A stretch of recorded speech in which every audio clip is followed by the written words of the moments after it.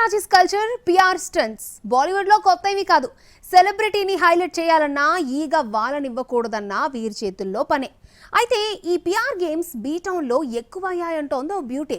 డబ్బులు తీసుకుని తప్పుడు కథనాలు సృష్టిస్తారని ఆరోపణలు చేస్తోంది. ఇంతకీ బాలీవుడ్ పై ఇలాంటి విమర్శలు చేస్తున్న ఆ బ్యూటీ ఎవరో? బాలీవుడ్ లో పాపరాజీస్ కల్చర్ ఎక్కువగా ఉందని, సెలబ్రిటీలే ఫోటోగ్రాఫర్స్ కు డబ్బులిచ్చి పిలుస్తారంటూ గతంలో బీటౌన్ పబ్లిసిటీ స్టంట్స్ రివీల్ చేసింది ప్రియమణి. తాజాగా పిఆర్ గేమ్స్ ఎలా ఉంటాయో చెప్పింది తాప్సీ పన్ను.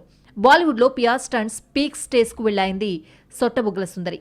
ఒకరిని పొగడాలన్నా, మరొకరిపై నెగటివ్ స్ప్రెడ్ చేయాలన్నా పిఆర్ కు డబ్బులు చెల్లిస్తే సరి అంటూ కామెంట్స్ చేసింది. రీసెంట్లీ ఓ ఇంటర్వ్యూలో తాప్సీ మాట్లాడుతూ, ఇండస్ట్రీలో గత ఏడాదిన్నర నుండి పిఆర్ గేమ్స్ చూస్తూనే ఉన్నా, కానీ నాకు నా బిజీ పనుల వల్ల పెద్దగా పట్టించుకోవడం లేదు. కానీ పిఆర్ స్టంట్ అనేది అనదర్ లెవెల్ కు వెళ్లిపోయింది. మన గురించి హైలైట్ కావాలంటే పిఆర్ కు డబ్బులిస్తే సరి. అలాగే ఇతరుల గురించి నెగటివ్ షేర్ చేయడానికి కూడా వాళ్లకు డబ్బులిస్తే పడైపోతుంది.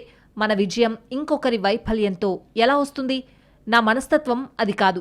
మన గురించి మన పని చెప్పాలి, వేరొకరు కాదు.